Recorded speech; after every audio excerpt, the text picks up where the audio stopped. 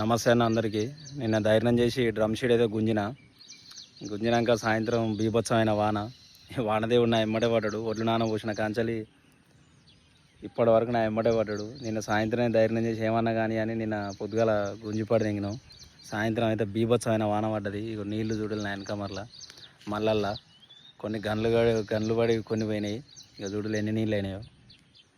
సరే ఇప్పటికైతే ఏం భయం అనేది లేదు, ఎందుకంటే ఇలా ఆరినా కొంత నయం, ఎందుకంటే వడ్లే కాబట్టి వస్తాయనే ధైర్యం ఉంది.